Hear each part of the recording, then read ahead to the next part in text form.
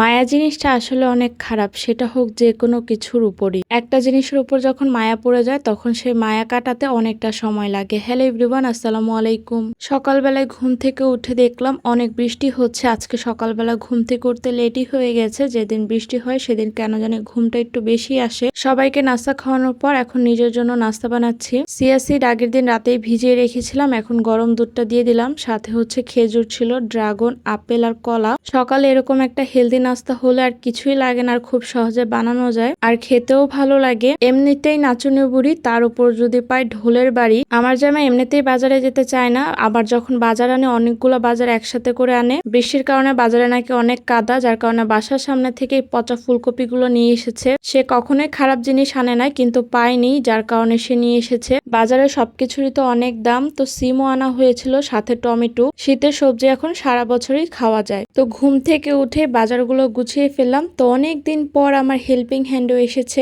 এখন সে রুটি বানিয়ে দিচ্ছে। তার রুটি বানানো গুলো কিন্তু অনেক সুন্দর হয়। অনেক আপুই বলে হেল্পিং হ্যান্ডটাকে চেঞ্জ করেন, আসলে কাজের লোক ঠিকই পাওয়া যায় কিন্তু মনের মতো আসলে পাওয়া যায় না, যার কারণে একটু কষ্ট হলেও নিজে আর কি করি। রুটিগুলো ঠান্ডা হওয়ার পর তারপরে তো আমি বক্সে একটা টিস্যু দিয়ে তারপর রেখে দিব। এভাবে নর্মাল ফ্রিজে কিন্তু এক সপ্তাহের বেশি রুটি রাখা যায়। রুটি বানানো থাকলে সকালে আর নাস্তার কোনো ঝামেলা থাকে না। অবশ্য আমার শ্বশুর ছাড়া বাসায় কেউই রুটি খায় না। আমার শ্বশুরের যেহেতু ডায়াবেটিস, যার কারণে তাকে 2 বেলা রুটি দেওয়া হয়, কিন্তু বেশিরভাগই রাতেই রুটি খায়। সকালবেলা তাকে নুডলস বা অন্যান্য নাস্তা দেওয়া হয়। আজকে সবজি খিচুড়ি রান্না করব একটু নরম করে। তো এই তো সিম, আলু, ফুলকপি নিয়েছি, পোলাওর চাল, মুগ ডালটা ভেজে নিয়েছিলাম আর বুটের ডাল। যেহেতু হাতে সময় কম ছিল তাই সবকিছু মশলা দিয়ে হাতে মেখে আমি প্রেসার কুকারে বসিয়ে দিব। বৃষ্টির মধ্যে খিচুড়ি খেতে কিন্তু ভালোই লাগে। অনেকেই জিজ্ঞাসা করেছেন আমার আগের পেজটাতে কি হয়েছে, ভাবলাম আপনাদের সাথে শেয়ার করে। আমার পেজের বয়স 1 বছর বা তার থেকে 2 মাস একটু বেশি হবে এদিক সেদিক। তো আমার পেজে হচ্ছে আমি কাজ শুরু করে একদম কন্টিনিউ 2 মাস। 5 মাস আমি ভিডিও ঠিকই আপলোড করতাম, কিন্তু হয়তোবা আমার এডিটিং ভালো হতো না। 2 মাস কন্টিনিউ কাজ করার পর আমি মনিটাইজেশন পেয়ে যাই। পেজের বয়স যখন 7 মাস তখন থেকে আমার পেজে আর্নিং হয়। তো আমি আলহামদুলিল্লাহ 5 মাস পে আউটও করেছি, কিন্তু আমার ছোট্ট একটা ভুলের কারণে এই মাসেও আমার আর্নিংটা পাওয়ার কথা ছিল 22 তারিখে।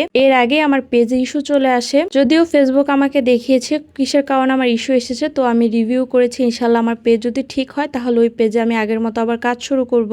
আমি আমার আগের পেজে কখনোই নিজের ভিডিও কখনোই শেয়ার করি নাই। আমি এই পেজের এই প্রবলেমগুলো অনেক ভয় পেতাম। সবারটা যখন প্রবলেম হয়েছিল আমার আশেপাশে, তখন থেকেই কিন্তু আমার নিজের একটা ভুলের কারণে এরকম হয়েছে, যা আমি কখনোই আশা করি নাই। যাই হোক, যা হয় ভালোর জন্য হয়, ইনশাল্লাহ ভালো কিছু হবে। সন্ধ্যাবেলা আপনাদের ভাইয়া অফিস থেকে তাড়াতাড়ি চলে এসেছে। আসার সময় নারিকেল নিয়ে এসেছিল, নিজেই সব প্রসেসিং করে তো কি সুন্দর করে পিঠা বানাচ্ছে। অনেকে জিজ্ঞাসা করেন এটা কিসের পিঠা ছিল, এটা আসলে তেলের পিঠাই ছিল, কিন্তু বেচারা সবকিছু ভালো করে বানালো, পিঠাটা ভালো করে ফুলে নাই, কিন্তু খেতে অনেক মজা হয়েছিল। গরম গরম আমি একসাথে 3-4টা খেয়ে ফেলেছিলাম।